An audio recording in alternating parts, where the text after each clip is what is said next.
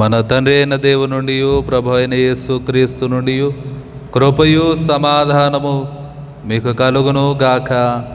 ఆమేన్. ప్రార్థన చేసుకుందాం. సర్వశక్తియు కృప కనికరము గల దేవ, మీ ఘనమైన నామునకు వెళ్ళేని స్తుతులు స్తోత్రాలు చెల్లించుకుంటూ ఉన్నాము. గడిచిన కాలం అంతయు కూడా మీరు మనని కాచి కాపాడారు, సంరక్షించారు. ఈ పరిశుద్ధ దినాన్ని మీ సన్నిధిలో ప్రవేశపెట్టారు. మీ దాసుడనైనా నన్ను దర్శించండి. నీ యొక్క వాక్యం అందించుటకు సిద్ధపడుతుండగా నీ యొక్క ఆత్మతో నింపండి ప్రభువా. మీ శక్తితో నింపండి, మీ బలముతో నింపండి. నీ యొక్క వాక్యం వింటున్న నీ బిడ్డలను వారి యొక్క హృదయాలను కదిలించి జీవము గల మీ వర్తమానముతో నింపుమని, మా కుటుంబాలను ప్రభువా మేము నీ వాక్యము చేత మేము బలపరుచుకోవడానికి, స్థిరపరుచుకోవడానికి, మీ వాక్యము మీద మేము కట్టబడటానికి సహాయము దయచేయండి. సదాకాలము మీరు మాకు తోడై ఉండండి. యేసు నామమున నడుచున్నాము తండ్రి, ఆమేన్.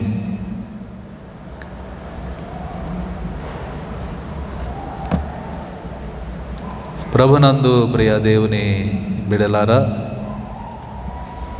దేవుడు మనకు అనుగ్రహించిన శ్రేష్టమైన సమయాన్ని బట్టి దేవునికి వందనాలు చెల్లించు ఉన్నాను. అలాగనే కుడి వచ్చిన మీకు అందరికీ కూడా ప్రభునామ పేరిట శుభాభివందనాలు చెల్లించు ఉన్నాను.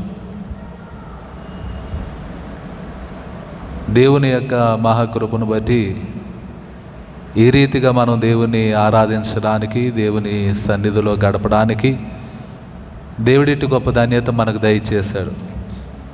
ఈరోజు మనం పాడినటువంటి కీర్తనను బట్టే మనమేమి వాక్యం వినబోతున్నామో అర్థమైపోయింది అనుకుంటున్నాను నేను. మనం పాడినటువంటి కీర్తన ద్వారా ఈరోజు మనం ధ్యానం చేయబోయేటువంటి అంశం ప్రేమించే భర్త, గౌరవించే భార్య. ప్రేమించే భర్త, గౌరవించే భార్య. ఈ అంశాన్ని మనం ధ్యానం చేయబోతున్నాం. ఎఫెసీ పత్రిక 5వ అధ్యాయం 21వ వచనం నుండి 33వ వచనం వరకు దేవుని యొక్క వాక్యాన్ని మనం చదువుకున్నాం. ఎక్కువగా ఈ వాక్య భాగాన్ని పరిశుద్ధ వివాహంలో చదవడం అనేది జరుగుతుంది. పరిశుద్ధ వివాహంలో దేవుని వాక్యాన్ని చదవటం, దేవుని వాక్యాన్ని ధ్యానం చేయడం చాలా కష్టంగా కనబడుతుంది. ఎందుకనంటే ఒక మ్యారేజ్కి మనం వెళ్ళినప్పుడు ఎంతోమంది బంధువులు మనకు కనబడతారు, ఫ్రెండ్స్ కనబడతారు. ఈ బంధువుల మధ్యలో, ఫ్రెండ్స్ మధ్యలో అసలు ఆరాధన ఎప్పుడైపోయిందో తెలియదు, వాక్యాలు ఎప్పుడు చదివారో తెలియదు, ప్రసంగం ఎప్పుడైపోయిందో తెలియదు. ఒకవైపు వివాహం జరుగుతుంటే ఇంకోవైపు ఇంకో టెన్షన్ ఉంటుంది మనకి. ఏంటనంటే భోజనాల దగ్గర ప్లేస్ దొరుకుతుందో లేదో అని. చాలా మనం క్లమ్జీగా ఉంటాం వివాహంలో, చాలా గందరగోళంగా ఉంటుంది, హడావిడిగా ఉంటుంది. ఎవరి పనుల్లో వాళ్ళు ఉండటం, లేకపోతే ఎవరి మాటల్లో వాళ్ళు ఉండటం జరుగుతూ ఉంటుంది. ఇవన్నీ కూడా మనం చూసే వివాహాల్లో జరిగేటువంటి విషయాలే. పోనీ పెళ్లి చేసుకునే వాళ్ళన్నా వాక్యం వింటారా అని అంటే వాళ్ళ గొడవ వాళ్ళది, వాళ్ళ టెన్షన్ వాళ్ళది. అందుకనే దేవుని యొక్క సన్నిధానంలో వివాహాల్లో వాక్యం అంతగా ఆకట్టుకోదు అనుకుంటాను నేను. ఒక్కొక్కసారి మనకు ఉన్నటువంటి హడావిడిని బట్టి మనకున్నటువంటి ఆ ఆందోళన బట్టి దేవుని యొక్క వాక్యానికి అంతగా చోటు ఇవ్వకపోవచ్చు. ఒక్కొక్కసారి మనం దేవుని వాక్యానికి చోటు ఇవ్వకుండా చాలాసార్లు మనం ముందుకు వెళ్ళిపోతూ ఉంటాం.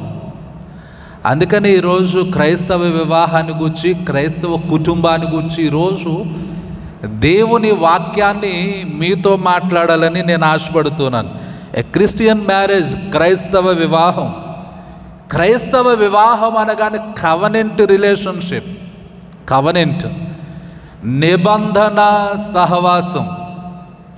వివాహం అనగానే దేవుని యొక్క సన్నిధిలో ఏ కవనెంట్, ఒక నిబంధన చేస్తూ ఉన్నాం, కలిసి ఉంటాము అని. ప్రియమైన దేవుని బిడ్డలారా, ఆదికాండం 15వ అధ్యాయం 9, 10 వచనాలు మనం చదివితే కవనెంట్, నిబంధన అనగానే ఆ నిబంధనలో సాక్రిఫైస్. ఆదికాండం 15వ అధ్యాయం 9, 10 వచనాలు చదివితే దేవుడు అబ్రహాముతో నిబంధన చేశాడు. నిబంధన చేసిన తర్వాత అబ్రహాం ఏం చేశాడనంటే సాక్రిఫైస్ ఆఫ్ యానిమల్స్, బలి అర్పించాడు, బ్లడ్ సాక్రిఫైస్. ప్రియమైన దేవుని బిడ్డలారా, దేవుని యొక్క వాక్యం ద్వారా నేను మాట్లాడుతూ ఉన్నాను. ఏ కవనెంట్ రిలేషన్షిప్. ఒకటి, స్త్రీ పురుషులు వారు భార్య భర్తలుగా చేయబడుతూ ఒకరితో ఒకరు వారు కవనెంట్ చేస్తూ ఉన్నారు, నిబంధన చేస్తూ ఉన్నారు. అలాగే భార్య భర్తలుగా ఒకరితో ఒకరు నిబంధన చేస్తూ దేవునితో కూడా నిబంధన చేస్తూ ఉన్నారు. భార్య భర్తలకు ఒకరితో ఒకరు కలిసి ఉంటామని చెప్పడమే కాదు, దేవునితో కూడా చెబుతున్నారు, మేము దేవా మీతో కలిసి ఉంటాం, మీ సహవాసంలో ఉంటాం అని దేవునితో నిబంధన చేయటం. ప్రియమైన దేవుని బిడ్డలారా, వివాహం చేసేటప్పుడు వివాహంలో కొన్ని విషయాలను గురించి నేను ప్రత్యేకంగా జ్ఞాపకం చేయాలని ఆశపడుతూ ఉన్నాను. పెళ్లి చేసేటప్పుడు మ్యాక్సిమం పెళ్ళిళ్ళన్నీ కూడా మనం చూసినంతవరకు ఎక్కడ జరుగుతాయనంటే, పెళ్ళిళ్ళు ఎక్కడ జరుగుతాయి చెప్పండి? చర్చిలో జరుగుతాయి, చర్చిలో జరుగుతాయి. ఇప్పుడంటే ట్రెండ్ మారిపోయింది, ఫంక్షన్ హాల్స్ వచ్చాయి కాబట్టి ఫంక్షన్ హాల్స్, లేకపోతే మనం ఇంటి దగ్గర వివాహం చేసుకోవడం అనేది జరుగుతుంది. కానీ పూర్వపు దినాల్లో మ్యాక్సిమం పెళ్ళిళ్ళన్నీ కూడా ఎక్కడ జరిగేవనంటే చర్చిలోనే జరిగేవి. ఎందుకు చర్చిలో జరగటం అనంటే, మండుచున్న పొద ద్వారా దేవుడు మాట్లాడతాడు. నిర్గమకాండం 3వ అధ్యాయంలో మండుచున్న పొద ద్వారా దేవుడు మాట్లాడతాడు. దేవుని సన్నిధిని గురించి దేవుడు మాట్లాడతాడు. ఇది పరిశుద్ధ స్థలం, ఇది పరిశుద్ధ స్థలం. ప్రియమైన దేవుని బిడ్డలారా, దేవుని మందిరం పరిశుద్ధ స్థలము కాబట్టి హెబ్రీలకు రాసిన పత్రిక 13వ అధ్యాయంలో వివాహము అన్ని విషయములలో ఘనమైనది. ఒకసారి ఒక చోట వెడ్డింగ్ కార్డులో ప్రింటింగ్ మిస్టేక్ పడిందటండి. వివాహం అన్ని విషయములలో ఘనమైనది అని పడటం, ఆ టైపింగ్ మిస్టేక్ పడి వివాహం అన్ని విషయములలో ఘోరమైనది అని పడ్డదటండి. ప్రియమైన దేవుని బిడ్డలారా, మనం దేవుని యందు భయభక్తులు కలిగి ఉంటే వివాహం ఘనమైనదిగా ఉంటుంది. దేవుని చిత్త ప్రకారంగా జీవించకపోతే వివాహం ఘోరమైనదిగానే ఉంటుంది, భారమైనదిగానే ఉంటుంది, కఠినమైనదిగానే ఉంటుంది. మనం వినుంటాం కదా, పెళ్ళంటే 100 ఏళ్ల పంట అంటారు కదండి. అయితే దేవునికి ఇష్టమైన రీతిలో మనం జీవించకపోతే, దేవుని యందు భయభక్తులు లేకపోతే, ప్రార్థన లేకపోతే, విశ్వాసం లేకపోతే ఆ 100 ఏళ్ల పంట ఏమైపోతుందంటే 100 ఏళ్ల తంట. రోజు గొడవలే, చీటికి మాటికి పేచీలే, కలతలే, విభేదాలే, మనస్పర్ధలే. ప్రియమైన దేవుని బిడ్డలారా, క్రైస్తవ వివాహంలో దేవుని వాక్యం మీద కట్టబడిన కుటుంబాలుగా ఉండాలి. నూరేళ్ల పంట నూరేళ్ల తంటగా మారుతుంది. నూరేళ్ల తంట ఎలా మారుతుందనంటే నూరేళ్ల మంటగా మారిపోతుంది దేవునికి చోటు లేకపోతే. ఏ కవనెంట్ రిలేషన్షిప్, భార్యాభర్తల మధ్యలో సహవాసం, దేవునితో సహవాసం లేకపోతే నూరేళ్ల మంట. ప్రియమైన దేవుని బిడ్డలారా, అంటాం కదా, వాళ్ళిద్దరి మధ్యలోనండి పచ్చగడ్డేస్తే ఏమైపోద్దట? బగ్గున మండిపోద్దట. ఏ గడ్డి? అసలు మండేది ఏ గడ్డి? ఎండుగడ్డి మండుతుంది, పచ్చగడ్డి మండుతుందా? కానీ పచ్చగడ్డి కూడా బగ్గున మండిపోతుంది. అందుకని అంటారు కదా, నిన్ను చూస్తేనే ఒళ్ళు మండిపోతుంది అంటారు. ఏమైపోతుందట?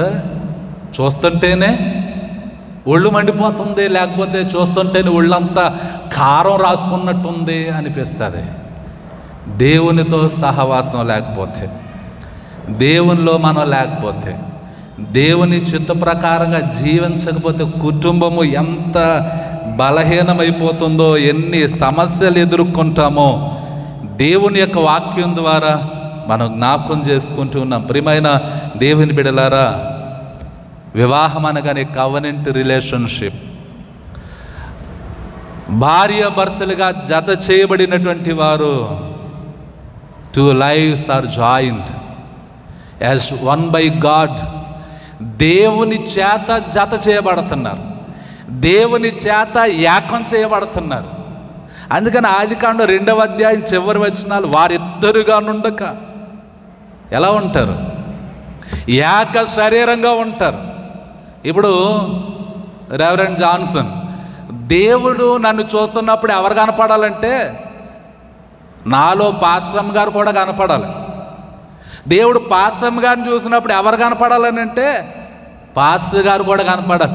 భర్తను దేవుడు చూసినప్పుడు భార్య కనపడాలి, భార్యను దేవుడు చూసినప్పుడు భర్త కనపడాలి. వారిద్దరుగా నుండక, ఇరువురుగా నుండక ఏక శరీరముగా ఉందురు, ఏక శరీరముగా ఉందురు. ప్రియమైన దేవుని బిడ్డలారా, అంత గొప్ప రిలేషన్ కుటుంబములో, దేవుడు కట్టిన కుటుంబములో, దేవుడు ఏర్పరిచిన కుటుంబములో, దేవుడు జతపరిచిన కుటుంబములో, దేవుడు స్థిరపరిచినటువంటి కుటుంబములో మనం అంటాం కదా, ఆదికాండం 24:50 ఇది యెహోవా వలన కలిగిన కార్యం. ప్రియమైన దేవుని బిడ్డలారా, దేవుని యొక్క వాక్యం వలన హెచ్చరిస్తుంది, దేవుడు చేసిన కార్యములో ఏ విధమైనటువంటి లోటుపాట్లు ఉండకూడదు. దేవుడు చేసిన కార్యములో ఏ విధమైనటువంటి ఫెయిల్యూర్ ఉండకూడదు. ఒకవేళ మన కుటుంబాల్లో ఫెయిల్ అవుతున్నామనంటే కేవలం మన యొక్క ఫాల్ట్స్, మన యొక్క తప్పిదాల వలన, మనం కోరి తెచ్చుకునే కష్టాల వలన, కోరి తెచ్చుకునే సమస్యల వలన మనం ఫెయిల్ అవ్వచ్చు తప్ప దేవుని కార్యం ఎప్పుడు కూడా ఫెయిల్ అవ్వదు. ప్రియమైన దేవుని బిడ్డలారా, వధూవరులు దేవుని యొక్క పరిశుద్ధ స్థలములోనికి తీసుకొని రాబడతారు. ఎందుకంటే దేవుడు చెప్పిన మాట, ఇది దేవుని స్థలం, ఇది దేవుని సన్నిధి, ఇది నేను కోరుకునేటువంటి స్థానం అని దేవుడు మాట్లాడతాడు. నేను కోరుకునే స్థానం. తర్వాత 2వ విషయాన్ని నేను జ్ఞాపకం చేస్తున్నాను. వధూవరులను వివాహం చేసేటప్పుడు పరిశుద్ధ స్థలంలోనికి, దేవుని సన్నిధిలోనికి, దేవుని స్థలములోనికి మనం తీసుకొస్తాం. తర్వాత మొదటిగా వివాహ కార్యక్రమంలోకి ఎవరు ఎంటర్ అవుతారనంటే బ్రైడ్ గ్రూమ్ ఎంటర్స్ ఫస్ట్. పెండ్లి కుమారుడు వివాహములోనికి మొదట ఎంటర్ అవుతారు. ప్రియమైన దేవుని బిడ్డలారా, ఈరోజు మనం చదివినటువంటి పత్రిక వాక్య భాగాన్ని జాగ్రత్తగా ఆలోచన చేస్తే, God initiated, Jesus Christ initiated. ప్రభు అయినటువంటి యేసుక్రీస్తు వారు మొదటి స్థానం. పెండ్లి కుమారుడు వివాహంలో మొట్టమొదటి ఎలాగైతే ఆ వివాహ ప్రాంగణంలోనికి, దేవుని యొక్క సన్నిధిలోనికి అడుగు పెడతాడో, అలాగే పెండ్లి కుమారుడైనటువంటి ప్రభు అయిన యేసుక్రీస్తు వారు కూడా మొదటి స్థానం తీసుకున్నారు. ఆయన దేనికి మొదటి స్థానం తీసుకున్నారు అనంటే ఈరోజు మీరు సువార్త వాక్య భాగం చదివితే లూకా సువార్త 19వ అధ్యాయం 1 నుండి 10 వచనాలు చదివితే జకర్యా లేదా జక్కయ్య సుంకపు గుత్తదారుడు యేసు ఎవరో అని చూడగోరెను, కేవలం చూడాలనుకున్నాడంతే. కానీ జక్కయ్యను రక్షించడానికి యేసుక్రీస్తు వారి ఇనిషియేటివ్, ఆయన మొదటి స్థానం తీసుకున్న. ఈరోజు వధువైనటువంటి సంఘాన్ని కూడా రక్షించడానికి ప్రభువు మొదటి స్థానాన్ని తీసుకున్నారు. పెండ్లి కుమారుడు దేవాలయంలో ప్రవేశించేటప్పుడు లేకపోతే వివాహ వేదిక మీదకి వచ్చేటప్పుడు మనం నార్మల్గా తీసుకోవచ్చు, కానీ ఫస్ట్ ప్లేస్, మొదటి స్థానాన్ని, మొదటి బాధ్యతని రక్షించడానికి ఆ మొదటి స్థానాన్ని, మొదటి అడుగుని ప్రభువు తీసుకున్నాడనే సంగతిని పెండ్లి కుమారుడు దేవాలయంలో ప్రవేశించే ఆ కార్యం జ్ఞాపకం చేస్తుంది. ఫస్ట్ స్టెప్, మొదటి అడుగు, మొదటి స్థానం, మొదటి బాధ్యత దేవుడు తీసుకున్నాడు అని జ్ఞాపకం చేస్తుంది. మరి ప్రభు అయిన యేసుక్రీస్తు వారు సంఘాన్ని ప్రేమించి, మీరు పత్రిక వాక్య భాగాన్ని చదువుతూ ఉంటే ఈ మాటలు అర్థమవుతాయి మీకు. అటువలే క్రీస్తు కూడా సంఘాన్ని ప్రేమించి సంఘమును అతి ముడతయైన, కళంకమైన, ముడతయైనను మరి ఏదైనను లేకుండా పరిశుద్ధమైనదిగా, నిర్దోషమైనదిగా, మహిమగల సంఘముగా ఆయన తన ఎదుట దానిని నిలవబెట్టుకొనవలెనని వాక్యముతో ఉదక స్నానము చేత క్రీస్తు కూడా సంఘాన్ని ప్రేమించి ముడత కానీ, మచ్చ కానీ, కళంకము కానీ, ఏ దోషము కానీ లేకుండా చేయటానికి ప్రభు అయిన యేసుక్రీస్తు వారే ఆయన బాధ్యత తీసుకున్నారని దేవుని యొక్క వాక్యము తెలియజేస్తుంది. ప్రియమైన దేవుని బిడ్డలారా, దేవుని యొక్క వాక్యం ద్వారా మనల్ని మనం జ్ఞాపకం చేసుకుందాం, మన స్థితిని జ్ఞాపకం చేసుకుందాం, మన స్థితిని జ్ఞాపకం చేసుకుందాం. దేవుని యొక్క సన్నిధానంలో దేవుడు మనకిచ్చినటువంటి రెస్పాన్సిబిలిటీస్, దేవుడు మనకిచ్చినటువంటి బాధ్యతని, దేవుడు మనకి ఇచ్చినటువంటి బాధ్యతని సరైన రీతిలో, సక్రమమైన రీతిలో మనం నిర్వర్తిస్తున్నామా లేదా అనేది మనం ఆలోచన చేయాలి. దేవుని యొక్క వాక్యం ద్వారా వివాహంలో ఒక్కొక్క అంశాన్ని నేను జ్ఞాపకం చేస్తూ దాని ద్వారా ఒక్కొక్క అంశంలో వివాహ కార్యక్రమాన్ని మనం జాగ్రత్తగా పరిశీలన చేస్తుంటే ఒక్కొక్క అంశంలో ఉన్నటువంటి ఒక్కొక్క అంతరార్థాన్ని మనం జాగ్రత్తగా ఆలోచన చేస్తే, ప్రియమైన దేవుని బిడ్డలారా, ఎన్ని విషయాలు మనం మరుగున పడేస్తున్నాము, ఎన్ని విషయాలను మనం పట్టించుకోవటం లేదో, వాక్య అర్థాన్ని మనం విడిచిపెడుతున్నామో అనేది జ్ఞాపకం చేసుకోవడానికి ఈరోజు మరి ఈ మాటలు నేను మీకు తెలియచేస్తా ఉన్నాను. ప్రియమైన దేవుని బిడ్డలారా, తరువాత పెండ్లి కుమారుడు దేవాలయంలో ప్రవేశించిన తర్వాత ఎవరు వస్తారు చెప్పండి? ఎవరు వస్తారు? పెండ్లి కుమార్తె దేవాలయంలో ప్రవేశిస్తారు. పెండ్లి కుమారుడు, ఈ మధ్యన నేను కొన్ని వివాహాలకు అటెండ్ అయ్యానండి. పెండ్లి కుమారుడు పాపం 10 గంటలకు వచ్చేస్తున్నాడు. పెండ్లి కుమార్తె ఎప్పుడు వస్తుందంటే టైం చెప్పలేమని అంటున్నారు. పెండ్లి కుమార్తె ఎప్పుడు వస్తుందంటే టైం చెప్పలేమని అంటున్నారు. పెండ్లి కుమారుడు దేవాలయంలో ఉండగా లేకపోతే వివాహ వేదిక మీద ఉండగా పెండ్లి కుమార్తె రావడానికి ఏంటి ఆటంకాలు అని ఆలోచన చేస్తే సర్వేలో తేలిన వాస్తవాలు, ఒకటి మేకప్, రెండవది ఫోటోగ్రాఫర్స్, ఇంకా చాలా చాలా విషయాలు ఉంటాయి. పెండ్లి కుమారుడు 10 గంటలకు వచ్చేస్తున్నాడు, పెండ్లి కుమార్తె 11:30 అవుతుంది, 12 అవుతుంది. ప్రియమైన దేవుని బిడ్డలారా, ఆలోచన చేద్దాం. మనం జరిగించే వివాహాల ఎడల మనమే ఒక అవగాహన కలిగి ఉండాలి.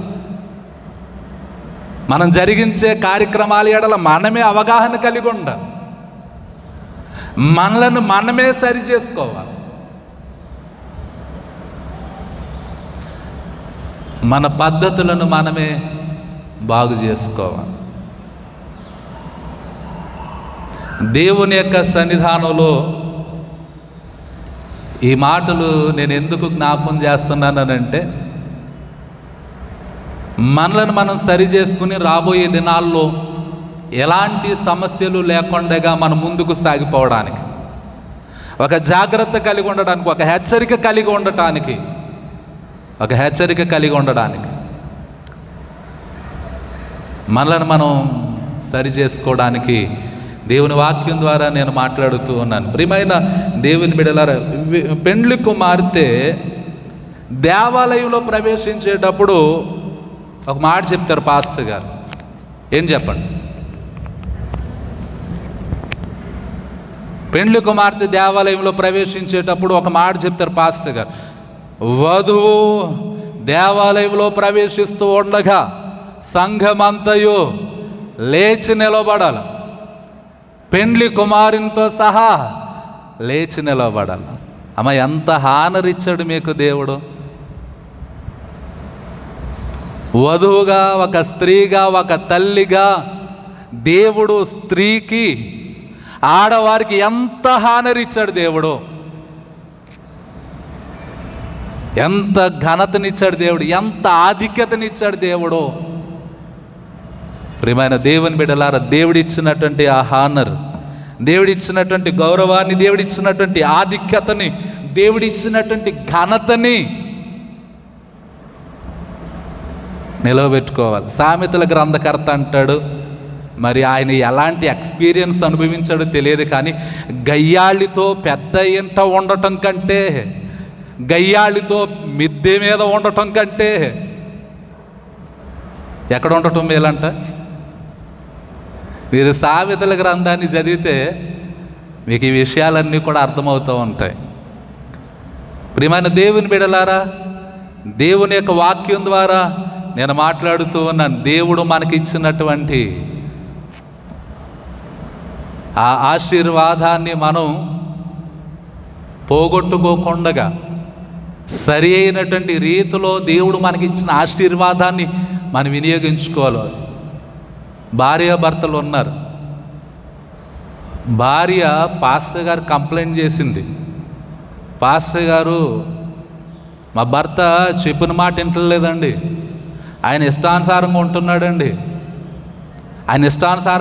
అన్నీ పాడు చేస్తున్నాడండి అని భార్య పాస్టర్ గారు కంప్లైంట్ చేసింది. భార్య పాస్టర్ గారు కంప్లైంట్ చేస్తే పాస్టర్ గారు భర్తతో మాట్లాడారు. అయ్యా, మీరు ఇంట్లో సరిగా ఉండలేదంట, అన్నీ పాడు చేస్తున్నారంట, మీ వల్ల అన్ని సమస్యలు వస్తున్నాయంట, మీరెందుకు మారటం లేదు, మీరెందుకు ఇలాగ మీ జీవితాన్ని గడుపుతున్నారని అంటే ఆయన అన్నాడట, నేను మారపోవడానికి నా భార్య కారణం అండి.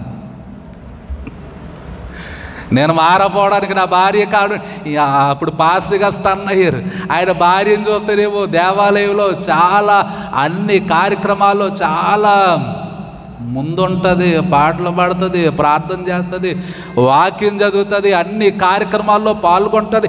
ఎంత భక్తి కలిగిన భార్య, ఎంత భక్తి కలిగిన ఈమె వలన ఈయన మారలేదంటున్నాడు ఏంటి, మారపోవడానికి ఆవిడే కారణం అంటున్నాడు ఏంటని చెప్పి పాస్టర్ గారు స్టన్ అయ్యి, పాస్టర్ గారు ఆ భార్య దగ్గరికి వచ్చారు. అమ్మ, నీ భర్త మారపోవడానికి నువ్వే కారణం అంటున్నాడు. కారణం ఏం చెప్పాడు తెలుసా? చిన్న విషయమైన పెద్ద విషయమైనా నా భార్య నోరేసు పడిపోద్దండి అన్నాడంట. నోరేసు పడిపోద్దట. చెప్పగానే ఆ తర్వాత కొన్ని రోజులకి భర్త చేపలు పడదామని వెళ్ళాడంట. గేలం వేసుకుని వెళ్ళాడు, పొడుగాటి కర్రకి గేలం వేసుకుని వెళ్ళాడు. పాపం రోజంతా ప్రయాసపడ్డాడు కానీ ఒక్క చేప పడలే. సాయంకాలం అయిపోయింది, ఎక్కడికి వెళ్ళిపోయాడా అని భార్య ఇంటి దగ్గర కంగారు పడుతుంది. చీకటి పడ్డాక వచ్చాడు ఇంటికి. భర్త వచ్చాడు కదా అని చెప్పి వాకిట్లో లైట్ వేసింది ఆమె.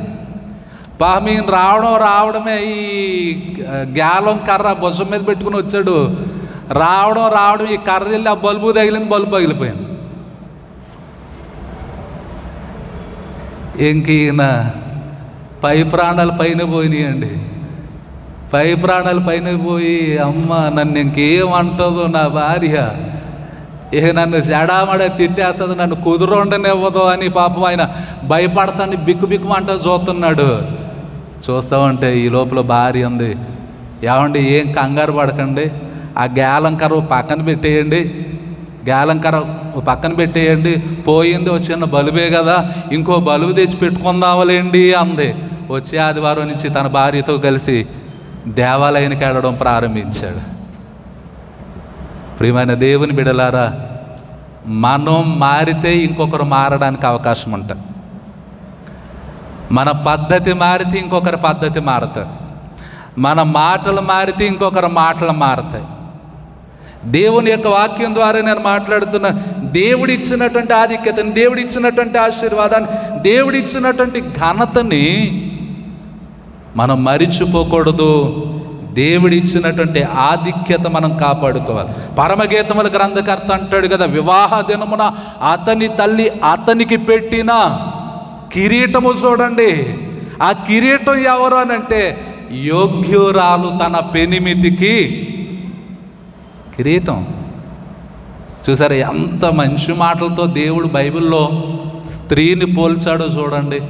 కిరీటము వంటి స్థితి, ఘనమైనటువంటి స్థితి, హెచ్చింపబడిన స్థితి దేవుడిచ్చాడు. పెళ్ళి కొడుకు పెళ్ళి కూతురు వచ్చేసారండి చర్చిలోకి. పాస్టర్ గారు ఆరాధన ప్రారంభించారు, వాక్యాలు చదివించారు, వాక్యం చెప్పేశారు, హెచ్చరికలు చేసేశారు. ఇప్పుడు పాస్టర్ గారు అంటున్నారు, పెండ్లి కుమార్తెని పెండ్లి కుమారునికి ఇచ్చేటువంటి వారు దయచేసి ముందుకు రండి, చేతులు కలపాలంటున్నారు. చేతులు కలపాలి. ఒక్కొక్క అంశంలో ఉన్నటువంటి ఒక్కొక్క అర్థాన్ని నేను జ్ఞాపకం చేస్తున్నాను. చేతులు కలిపేది ఎవరు అనంటే, చెయ్యి తండ్రి ఎత్తుతాడు, చేతులు కలిపేది నేను. ఆ తండ్రి ముందుకు వస్తాడు. ఆ తండ్రి ముందుకొచ్చి తన కుమార్తె యొక్క కుడి చేతిని తీసుకొని వరుని యొక్క కుడి చేతిలో పెట్టడం జరుగుతుంది. To present his daughter, to present his daughter. భర్త యొక్క చేతిలో భార్య చేతిని పెడుతూ తన కుమార్తెను పెండ్లి కుమారునికి బహుమానంగా ఆ తండ్రికి ఇస్తా ఉన్నాడు. The responsibility. తల్లిదండ్రుల బాధ్యత ఏంటంటే తమ కుమార్తెను అల్లారు ముద్దుగా పెంచి, వారిని పోషించి, వారికి మంచి భవిష్యత్తును ఏర్పాటు చేసి, వారికి కావలసినవన్నీ కూడా సమకూర్చి కుమార్తెను అనుకుంటారు కదా, ఒక అయ్య చేతిలో పెట్టాలి. అల్లారు ముద్దుగా పెంచుకున్నటువంటి కుమార్తెను తీసుకొచ్చి పెండ్లి కుమార్తె యొక్క కుడి హస్తాన్ని పెండ్లి కుమార్తె యొక్క కుడి హస్తంలో పెట్టడం జరుగుతుంది. అక్కడ తండ్రిలో ఉన్నటువంటి ఆలోచన ఏంటనంటే, I have done my very best present to you. మా జీవితంలోనే, మా కుటుంబంలోనే విలువైనటువంటి, శ్రేష్టమైనటువంటి, ఉన్నతమైనటువంటి, బహుమానమైన మా కుమార్తెను నీ చేతుల్లో పెడుతున్నా. ఇప్పుడు పురుషులు చెప్పాలి, అంత గొప్ప బహుమానాన్ని స్వీకరించినటువంటి పురుషులు ఆ బహుమానాన్ని, ఆ ఆశీర్వాదాన్ని ఎంత జాగ్రత్తగా చూసుకోగలుగుతున్నారు. తండ్రి అంటాడు, యాజ్ ఏ ప్యూర్ బ్రైడ్, నిష్కల్మషమైనటువంటి, ఎలాంటి కళంకము లేనటువంటి, ఎలాంటి మచ్చ లేనటువంటి బిడ్డని నీ చేతుల్లో పెడుతున్నా. ప్రియమైన దేవుని బిడ్డలారా, భార్యాభర్తలు, భార్య వంటింట్లో పని చేసుకుంటుందండి. పాప అలసిపోయింది, చాలా అలసిపోయింది, పని చేసుకుని అలసిపోయింది. భర్త ఎక్కడున్నాడా అని చూస్తే వరండాలో అరుగు మీద కూర్చున్నాడు. అరుగు మీద ఈ చివర కూర్చున్నాడు ఆయన. స్త్రీలు వారికి ఉండే చిన్న అలవాటు ఏంటనంటే, భర్త ఎక్కడ కూర్చున్నా భార్య వచ్చి అంటది, కొంచెం అలా జరగండి అంటది. పోనీ ఆ పక్కన గాలి ఉంది కదా అని చెప్పి ఆ పక్కకు వచ్చి కూర్చోరు. ఏమంటారు, ఈ చివరి కూర్చుంటే ఏమంటారు, కొంచెం అటు జరగండి అంటారు. కొంచెం అటు జరగండి అనేసరికి ఈ భార్య కూడా వంటగదిలో పని చేసుకుంటూ అలసిపోయి వచ్చి పాపం చెమట గారిపోతుంది, వచ్చి భర్త అంటుంది, ఏమన్నా కొంచెం అటు జరగండి అంత. భర్త జరిగాడండి. జరుగుతా అరుగు ఆ చివరికి వెళ్ళిపోయాడు. అక్కడి నుంచి అలా వీధిలోకి వెళ్ళిపోయాడండి. ఆ వీధిలోంచి అలా సెంటర్లోకి వెళ్ళిపోయాడండి. ఏం భార్య చూస్తుంది, ఎక్కడికి వెళ్తున్నాడు ఈయన అని చూస్తుంది. ఈయన ఎక్కడ కనబడతలే, వెళ్ళటం వెళ్ళిపోయాడండి. ఓ రోజు అయిపోయింది, 2 రోజులు అయిపోయింది, 3 రోజులు అయిపోయింది, భర్త ఇంటికి తిరిగి రావట్లే. ఇవిడ కంగారు పడుతూ ఉంది, ఏడుస్తూ ఉంది, తెలిసిన వాళ్ళందరిని అడుగుతూ ఉంది, నా భర్త ఎక్కడికో వెళ్ళిపోయాడు, మీకు ఏమైనా కనపడ్డా అని అడుగుతూ ఉంది. వారం రోజుల తర్వాత ఈవిడకు ఫోన్ వచ్చిందండి. ఫోన్ ఎత్తగానే హలో అందండి ఈవిడ. హలో అనగానే భర్త మాట్లాడుతున్నాడు. భర్త మాట వినగానే ఏడుపు వచ్చేసిందండి ఈవిడికి. ఏడుస్తూ ఉంది. భర్త ఆవిడ ఏడుపును పట్టించుకోకుండా అంటున్నాడు, కొంచెం అటు జరగమన్నావు కదా, చోటు సరిపోయిందా అని అడిగాడండి. చిన్న మాట. ఏమన్నాడండి, కొంచెం అటు జరగమన్నావు కదా, ఇప్పుడు సరిపోయిందా చోటు అని అడిగాడండి. ఆలోచన చేయండి. అడ్జస్ట్మెంట్స్, సర్దుబాట్లు. జీవితంలో చిన్న చిన్న సమస్యలు వస్తాయి, ఇబ్బందికరమైన పరిస్థితులు వస్తాయి. వివాహంలో మరి తండ్రి తన కుమార్తెని వరుని కుడి హస్తంలో పెట్టడం, ఈయనైతే సరైన చూడు, ఈ అబ్బాయి అయితే మా అమ్మాయిని బాగా చూసుకుంటాడు, మా అమ్మాయి సంతోషంగా ఉంటుంది.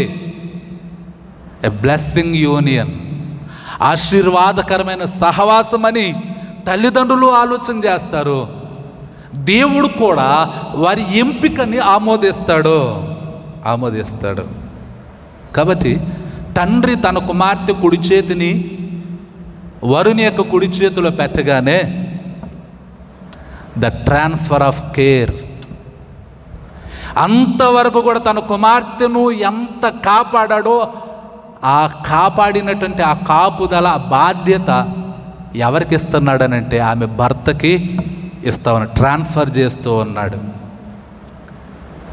అంతవరకు కూడా తన కుమార్తె బాధ్యత తల్లిదండ్రులు ఎంత గొప్పగా చూసుకున్నారో కుమార్తె యొక్క బాధ్యత భర్త చేతిలో పెడుతున్నారు. చేతులు కలపడంలో ఉన్నటువంటి అర్థం. తర్వాత వధూవరులిద్దరూ కూడా, ఇప్పుడు విషయాలు చెప్పడం లేదు కానీ నేను, వధూవరులిద్దరూ కూడా పూర్వపు దినాల్లో తెల్ల బట్టలే కట్టుకోవాలి, వైట్ డ్రెస్. ఈ వైట్ డ్రెస్ దేనికి గుర్తు అనంటే symbol of the purity in heart. హృదయములో ఉండాల్సినటువంటి పవిత్రత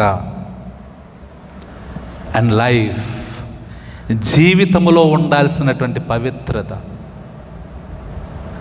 హెబ్రీలకు రాసిన పత్రిక 13వ అధ్యాయంలో రాయబడినటువంటి మాటలు పానుపు నిష్కల్మషమైనదిగా ఉండాలి అని రాయబడినటువంటి మాట.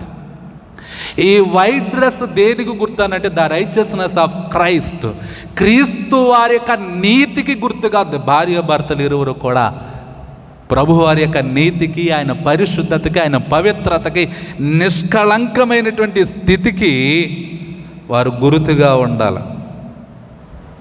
ప్రకటన గ్రంథం 19వ అధ్యాయం 7-8 వచనాలు చదివితే పవిత్రత గురించి ఆ వాక్య భాగంలో రాయబడింది. తరువాత పెండ్లి కుమారుడు పెండ్లి కుమార్తె సమ్మతి తెలియజేస్తారు. చేతులు కలిపిన తర్వాత సమ్మతి తెలియజేస్తారు. సమ్మతికి ప్రమాణాలకి మధ్యలో ఒకటి ఉంటుంది, ఒక చిన్న కార్యక్రమం ఉంటుంది. ఏంటి ఆ కార్యక్రమం అని అంటే వెయిల్, ముసుగు తొలగించటం. పెండ్లి కుమారుడు పెండ్లి కుమార్తె యొక్క ముసుగు తొలగించాలి. ఒకసారి పాస్టర్ గారు పెళ్లి చేస్తా పెండ్లి కుమార్తెతో అన్నారట, పెండ్లి కుమార్తె అన్నారట, అయ్యా నువ్వు పెళ్లి చూపుల్లో చూసిన అమ్మాయి, ఇప్పుడు నువ్వు పెళ్లి చేసుకునే అమ్మాయి, ఇద్దరు ఒకటో కాదో, నువ్వు జాగ్రత్తగా చూడాలి, ముసుగు తొలగించు అని చెప్పారంట. పాస్టర్ గారు చెప్పగానే ఈయన పెండ్లి కుమార్తెకు ముసుగు తొలగించాడు. ఇప్పుడు పాస్టర్ గారు అడుగుతున్నారు, పెళ్లి చూపుల్లో చూసిన అమ్మాయి అని ఈ అమ్మాయి అని అడిగారు. పెళ్లి కొడుకు అన్నాడు, అప్పుడు చూసిన అమ్మాయి కాదండి అన్నాడు. అప్పుడు చూసిన అమ్మాయి కాదండి అన్నాడు. అక్కడ ఉన్న వాళ్ళందరూ కూడా గతుక్కుమన్నారు. తీరా తాళి కట్టించే టైం వచ్చింది. తాళి కట్టించే టైం వచ్చింది. ఇప్పుడు ఈ అమ్మాయి కాదంటున్నాడు. ఎక్కడ సమస్యలు వస్తాయి, గొడవలు వస్తాయని చెప్పి పాస్టర్ గారు అంటున్నారు, నాయన సరిగ్గా చూడు, మళ్ళీ కాదంటున్నాడు, సరిగ్గా చూడు, మళ్ళీ కాదంటున్నాడు.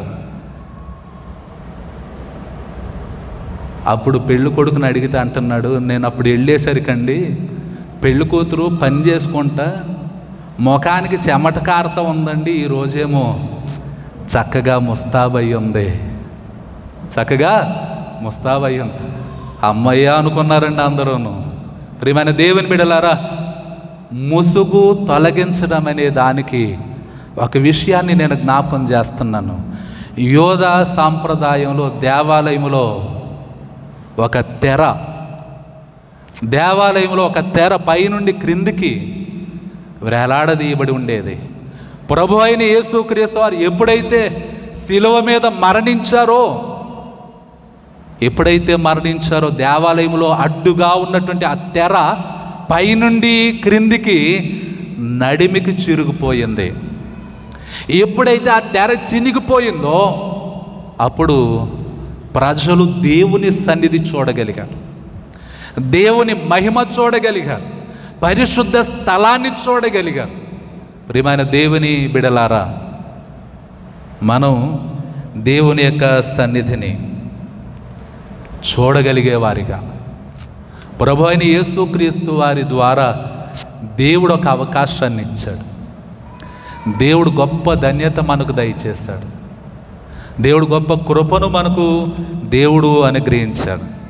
ఇప్పుడు పెండ్లి కుమారుడు ముసుగు తొలగించగానే పెండ్లి కుమార్తె ముఖాన్ని చూడగానే the couple now has full access. ఒకరితో ఒకరు కలిసి ఉండడానికి, వారి అంగీకారం, వారి సంతోషం, ఒకరితో ఒకరు కలిసి ఉండటానికి. ప్రియమైన దేవుని బిడ్డలారా, వివాహ కార్యక్రమాలు ఉండేటువంటి అంశాన్ని గూర్చి నేను మాట్లాడుతూ, ఆ రోజు జరిగినటువంటి వివాహములో ఇప్పుడు మీరందరికీ నేను ఏమి రివైండ్ చేస్తున్నానంటే మీ వెడ్డింగ్ డేని జ్ఞాపకం చేస్తున్నాను. వివాహమైన వారికి, వివాహం చేసుకునే వారికి వివాహములో ఈ అంశం ఉంటుంది, ఈ అంశములో ఈ అర్థం ఉందని జ్ఞాపకం చేస్తున్నాను. అర్థవంతమైనటువంటి జీవితాలు మనం కలిగి ఉండడానికి ఈ మాటలు నేను జ్ఞాపకం చేస్తున్నాను. కొరింథీయులకు రాసిన మొదటి పత్రిక 7వ అధ్యాయం, పెండ్లి అయిన వారు పెండ్లి కాని వారి గురించి రాయబడింది. అక్కడ పెండ్లి కానివాడంట ప్రభువును సంతోషపరచాలని ఆలోచన చేస్తున్నాడట. పెండ్లి కానివాడు. పెండ్లి అయిన వాడు ఎవరిని సంతోషపెట్టాలని చూస్తున్నాడు? తన భార్యను సంతోషపెట్టాలని చూస్తున్నాడు. పెండ్లి అయ్యేంతవరకు ఎవరిని సంతోషపెడతారంట? దేవుణ్ణి సంతోషపెడతారు. పెళ్ళైన తర్వాత ఏమంటారు? భార్య, కుటుంబం, పనులు, సంసారం, ఇలాగా దేవునికి దూరం అయ్యేటువంటి పరిస్థితులు ఏర్పడుతూ ఉంటాయి. ప్రియమైన దేవుని బిడ్డలారా, ఒకరి ఎడల ఒకరు ఉండాల్సినటువంటి బాధ్యత గురించి దేవుడు మాట్లాడుతున్నాడు. ఎంతగా మనం కుటుంబ విషయంలో బాధ్యత కలిగి ఉన్నామో దేవుని విషయంలో కూడా బాధ్యత కలిగి ఉండాలి. ఆలోచన చేయండి, దేవుని యొక్క సన్నిధిలో ఎంత బాధ్యత కలిగి ఉండాలి. దేవుడు మన జీవితాల్లో ఎంత బాధ్యత కలిగి ఆయన ఫస్ట్ స్టెప్ తీసుకొని మనల్ని రక్షించడానికి, విడిపించడానికి, విమోచించడానికి, ఆశీర్వదించడానికి మొదటి అడుగు ప్రభువే వేస్తూ ఉండగా, ప్రభువు కొరకు మొదటి అడుగుని వేయటానికి, ప్రభువు దగ్గరికి రావటానికి నీవు సిద్ధంగా ఉన్నావా? జక్కయ్య త్వరగా దిగుము, నేడు నేను నీ ఇంట ఉండవలసి ఉన్నది. పాత నిబంధన వాక్య భాగంలో దేవుడు అంటున్నాడు, మోషే నీవంటూ ఒక ప్రవక్తని నేను పుట్టించబోతున్నాను, ఒక ప్రవక్తని ప్రజలలో పుట్టించబోతున్నాను. అతడు నా నామం పేట ప్రకటిస్తాడు, నా నామం పేట వాక్యాన్ని అందిస్తాడు, నా నామం పేట బోధిస్తాడు. ప్రియమైన దేవుని బిడ్డలారా, ఎంత సిద్ధపాటు కలిగి ఉంటున్నాం మనం. దేవుడి ఇచ్చినటువంటి అవకాశాన్ని మనం సద్వినియోగం చేసుకోకుండా, దేవుడిచ్చినటువంటి అవకాశాన్ని మనం పాడు చేసుకునేటువంటి పరిస్థితులు కలుగుతూ ఉన్నాయి. ఆలోచన చేయండి. మనకు దేవుడు కుటుంబాన్ని ఇచ్చాడు, గృహాన్ని ఇచ్చాడు, ఉద్యోగాన్ని ఇచ్చాడు, వ్యాపారాన్ని ఇచ్చాడు. మనకు అవసరమైన ప్రతి ఈవిని కూడా దేవుడు దయచేస్తాడు. దేవుడు ఇచ్చినటువంటి ఆశీర్వాదాన్ని బట్టి మనం దేవుని స్తుతించేటువంటి ఆ అవకాశాన్ని మనం నిర్లక్ష్యం చేస్తున్నామా, విడిచిపెడుతున్నామా? శుక్రవారం ప్రార్థన జరిగే సమయానికి అరే ఈరోజు శుక్రవారం ప్రార్థన జరుగుతుంది అని మనసులో గుచ్చుకోవటం లేదా? ఆదివారం ఆరాధన జరిగే సమయానికి ఈరోజు ఆదివారం ఆరాధన జరుగుతోంది, ఈ సమయానికి దేవుని యొక్క సన్నిధిలో ఆరాధన జరుగుతోంది, ఈ సమయానికి ప్రసంగం జరుగుతోంది, ఈ సమయానికి కానుకలు సమర్పిస్తారు, ఈ సమయానికి ప్రార్థన చేస్తాము అనేటువంటి ఆ ఆలోచన ఈ హృదయానికి గుచ్చుకోవటం లేదా? ఆలోచన చేయండి. దేవుని యొక్క వాక్యం ద్వారా నేను జ్ఞాపకం చేస్తున్నాను, మనం ఆరాధించాల్సిన సమయంలో, మనం స్తుతించాల్సిన సమయంలో, మనం ప్రార్థించాల్సిన సమయంలో, మనం దేవుని యొక్క సన్నిధిలో గడపవలసినటువంటి సమయంలో మనం దేవుని సన్నిధిలో గడపకపోతే మనం ఖచ్చితంగా లెక్క అప్పగించవలసిన వారమే. ఊరియాతో దావీదు అంటాడు, ఊరియా నీ ఇంటికి వెళ్ళి నీవు సేద తీర్చుకో, నీ అలసట తీర్చుకో, నీ భార్యతో సమయాన్ని గడుపు అని అంటే, ఊరియా అంటాడు దేవుని నిబంధన మందసం యుద్ధంలో ఉండగా, దేవుని ప్రజలు యుద్ధంలో ఉండగా నేను నా ఇంటికి వెళ్ళి తినుట, త్రాగుట, సుఖించుట అవసరమా? ఒక సామాన్య సైనికుని ఉన్నటువంటి జ్ఞానం రాజు అయినటువంటి దావీదుకు లేదు. ప్రియమైన దేవుని బిడ్డలారా, ఆలోచన చేయండి. దేవుని యొక్క వాక్యం ద్వారా నేను హెచ్చరిస్తూ ఉన్నా, ఏది ఆశీర్వాదమో నేను జ్ఞాపకం చేస్తూ ఉన్నా, ఏది ఆశీర్వాదమో నేను జ్ఞాపకం చేస్తున్నా. ప్రతి కుటుంబం కదిలింపబడాలి, ప్రతి చిన్న బిడ్డ కదిలింపబడాలి, ప్రతి యవ్వన బిడ్డ కదిలింపబడాలి, ప్రతి యవ్వన బిడ్డ కదిలింపబడాలి. తల్లిదండ్రుల గురించి నేను మాట్లాడుతూ ఉన్నాను, వివాహమైన వారి గురించి నేను మాట్లాడుతూ ఉన్నాను.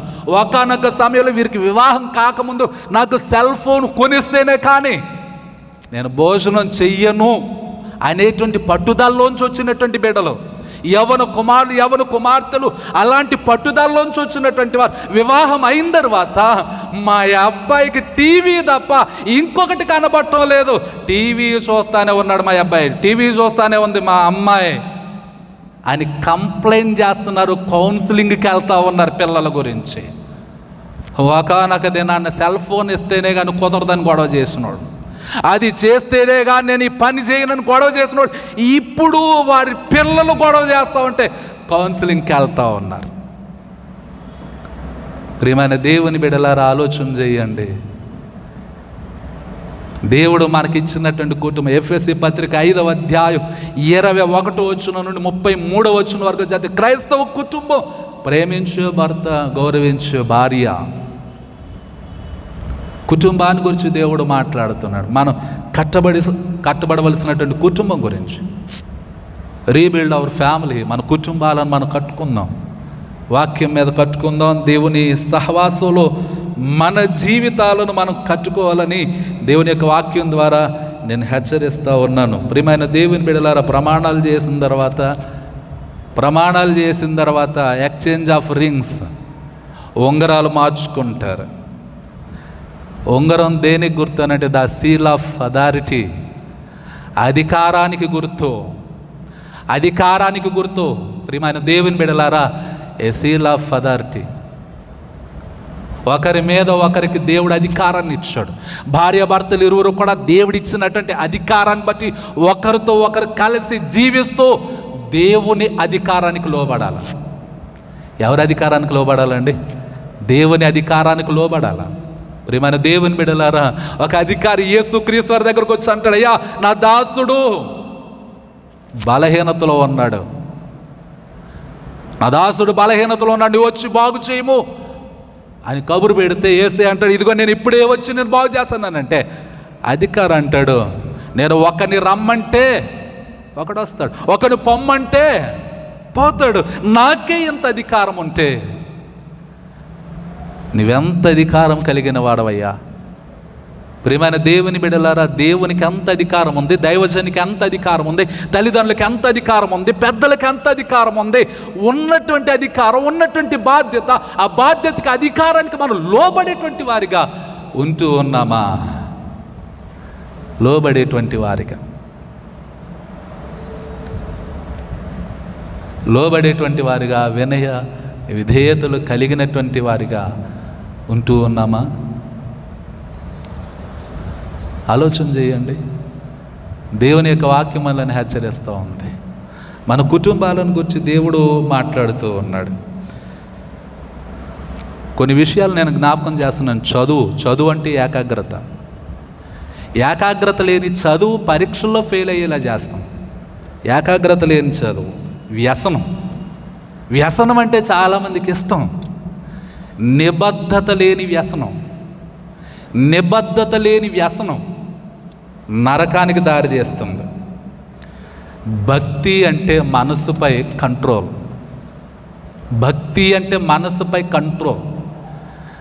మనసుపై కంట్రోల్ లేనటువంటి భక్తి, స్పృహ లేనటువంటి భక్తి మూఢభక్తికి దారి తీస్తుంది.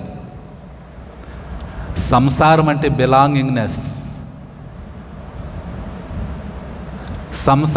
బిలాంగింగ్నెస్, ఒకరికి ఒకరు కన్సర్న్ లేని సంసారం, ఒకరి ఎడల ఒకరికి శ్రద్ధ లేనటువంటి సంసారం క్యాజువల్. అలా గడిచిపోతుంది సంసారం, కుటుంబాలు అలా గడిచిపోతాయి. వ్యాపారం అంటే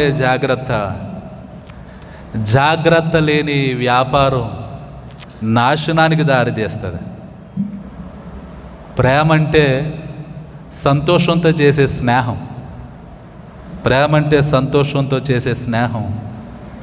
బాధ్యత లేని ప్రేమ ఎవరిని తయారు చేస్తుందంటే దేవదాసులను తయారు చేస్తుంది. ప్రియమైన దేవుని బిడ్డలారా, దేవుడు మనకిచ్చినటువంటి వాటిలో మనం జాగ్రత్త గలవారమై ఉండాలి, ఏకాగ్రత కలిగిన వారమై ఉండాలి, నిబద్ధత గలవారమై ఉండాలి, పట్టుదల గలవారమై ఉండాలి, ప్రభు పాదాలు పట్టుకుని బ్రతిమలాడుకునే వారమై ఉండాలి. దేవా, నీవు నాకు ఇచ్చి నీ కుటుంబం కొరకే నీకు వందనాలని చెప్పి, భర్తను బట్టి భార్య, భార్యను బట్టి భర్త, బిడ్డలను బట్టి తల్లిదండ్రులను బట్టి బిడ్డలు, తమ కుటుంబాలను బట్టి, తమ గృహాలను బట్టి, తమ ఉద్యోగాలను బట్టి, దేవుడిచ్చిన సమస్తాన్ని బట్టి దేవునికి ఎల్లప్పుడూ కూడా కృతజ్ఞత చెల్లించే వారిగా ఉండాలి. ఎంతమంది ప్రార్థన చేస్తున్నారు?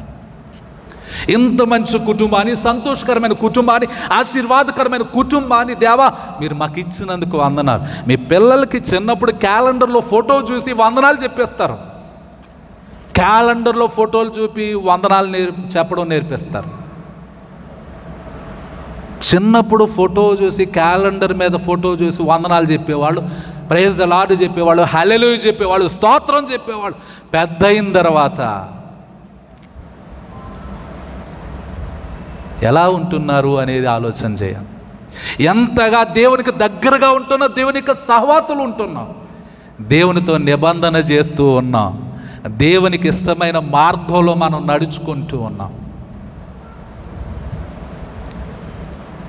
ప్రియమైన దేవుని బిడ్డలారా, మీరు ఎప్పుడైనా మీ పిల్లలతో పాస్టర్ గారి దగ్గరికి వెళ్ళండిరా, పాస్టర్ గారి దగ్గరికి వెళ్ళి ఒక 4 మాటలు నేర్చుకుంటురా, వాక్యం నేర్చుకుంటురా, ప్రార్థన నేర్చుకుంటురా అని ఎవరైనా తల్లిదండ్రులు మీ పిల్లల్ని పాస్టర్ గారి దగ్గరికి పంపించే ఒక చిన్న అలవాటు, పాస్టర్ గారు అంటే నేను అంత గొప్పవాడిని మాట్లాడటం వల్ల, దైవజనుల దగ్గరికి వెళ్ళి దైవజనులతో సహవాసంలో, వారి ప్రార్థనలో, వారి వాక్యంలో ఉండాలనేటువంటి ఆ తలంపు తల్లిదండ్రులు కలిగి ఉండాలి. ఎందుకు ఈ మాటలు మాట్లాడుతున్నానంటే మార్కు సువార్త 10వ అధ్యాయం 13 నుంచి 16 వరకు చదివితే కొందరు తమ చిన్న బిడ్డలను ఆయన ఎదుగు తీసుకొచ్చారు. ఆయన వారిని ఆశీర్వదించాలని ప్రభు అయిన యేసుక్రీస్తు వారు వారిని ఎత్తుకొని కౌగిలించుకొని వారిని ఆశీర్వదించినట్టుగా మన వాక్యంలో చూస్తూ ఉన్నాం. ప్రియమైన దేవుని బిడ్డలారా, మన యొక్క విశ్వాస జీవితాన్ని మనం జ్ఞాపకం చేసుకొని ప్రభు ఇచ్చినటువంటి కుటుంబాన్ని బట్టి దేవునికి స్తుతులు చెల్లిస్తూ, ప్రభు మా కుటుంబం నిత్యము ఆశీర్వదింపబడే భాగ్యము దయచేయండి అని మనం ప్రార్థించాలి. దావీదు చేసినటువంటి ప్రార్థన, నీ సన్నిధిని నిత్యము నా కుటుంబం ఉండాలి, నిత్యము నా కుటుంబం ఉండాలని దావీదు ప్రార్థన చేశాడు. నేను ఆశీర్వాద కారకుడిగా ఉండాలని దావీదు ప్రార్థన చేశాడు. ఆశీర్వాద కారకుడిగా ఉండాలి. ప్రియమైన దేవుని బిడ్డలారా, మనం ఆశీర్వదింపబడాలి, ఆశీర్వాద కారకులుగా ఉండాలి. మనం అడుగుపెట్టిన స్థలములో కూడా ఆశీర్వాదం ఉండాలి. మనం అడుగుపెట్టిన స్థలంలో కూడా దేవుని సన్నిధి ఉండాలి. దేవుని సన్నిధిని చూడగలగాలి. మనం ఒక క్రైస్తవ విశ్వాసిగా ఎక్కడున్నామో మనమున్న చోట దేవుని సన్నిధి ఉండాలి. మనమున్న చోట దేవుని సన్నిధి ఉండి ఆ దేవుని సన్నిధిని మన చుట్టుప్రక్కల ఉన్నవారు అనుభవించాలి. అలాగూ మన కుటుంబాలు దేవునిలో వర్ధిల్లాలి, ఫలించాలని దేవుని యొక్క వాక్యం ద్వారా నేను జ్ఞాపకం చేస్తూ ఉన్నాను. ప్రార్థన చేద్దాం. అందరూ కూడా తలలు వంచి ఈ ప్రార్థనలు ఏకీభవించాలని మనవి చేస్తూ ఉన్నాను. మన హృదయాలు తెరిచి ప్రార్థన చేద్దాం. మనం ఉన్న చోటనే, దేవా నా కుటుంబం కొరకే నీవు మాట్లాడినందుకు వందనాలు, క్రైస్తవ వివాహం కొరకే మాట్లాడినందుకు వందనాలు, క్రైస్తవ కుటుంబం కొరకే మాట్లాడినందుకు వందనాలు, భర్త ఎలాంటి జీవితం కలిగి ఉండాలో మాట్లాడినందుకే వందనాలు, భార్యగా ఎలాంటి జీవితం కలిగి ఉండాలో మాట్లాడినందుకే వందనాలు. ప్రతి ఒక్కరూ కూడా ప్రార్థన చేద్దాం. దేవా నీవు ఇచ్చిన కుటుంబం కొరకు వందనాలని చెప్పి దేవుడు మనకిచ్చిన కుటుంబాన్ని ఈ సమయంలో జ్ఞాపకం చేసుకుంటూ మనం ప్రార్థన చేద్దాం. దేవుడిచ్చిన సమయాన్ని బట్టి, దేవుడిచ్చిన సహవాసాన్ని బట్టి, దేవుడిచ్చిన నడిపింపును బట్టి ఈ సమయంలో మనం ప్రార్థన చేస్తూ ఉండగా, మన కుటుంబాల కొరకు ప్రార్థన చేస్తూ ఉండగా, మన బిడ్డల కొరకు ప్రార్థన చేస్తూ ఉండగా, మనం కలిగిన వాటి కొరకు ప్రార్థన చేస్తూ ఉండగా మరొకరు మనల్ని చూస్తున్నారనేటువంటి ఒకవేళ వెనుకబాటుతనం కానీ మొహమాటం కానీ లేకుండగా మనం హృదయాలు తెరిచి మన యొక్క నేత్రములు మూసుకొని మనం ప్రార్థన చేద్దాం. మన కుటుంబాలను బట్టి ప్రార్థన చేద్దాం.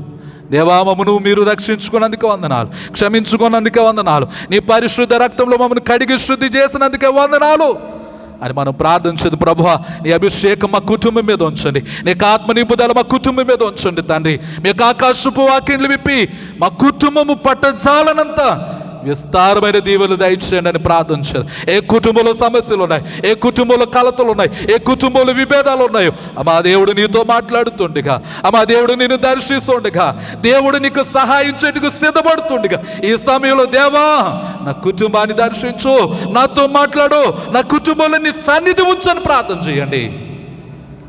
ఈరోజు దేవుడు మీ కుటుంబాన్ని దర్శించబోతుండగా, ఈరోజు దేవుడు మీ కుటుంబంలో ఒక మేలు చేయడానికి, ఒక ఆశీర్వాదాన్ని ఇవ్వడానికి, ఒక సంతోషాన్ని ఇవ్వడానికి, ఒక అద్భుతం జరిగించడానికి దేవుడు సిద్ధంగా ఉంటే, ఒకవేళ నీవు ప్రార్థన చేయకపోతే ఆ ఆశీర్వాదాన్ని కోల్పోతావేమో.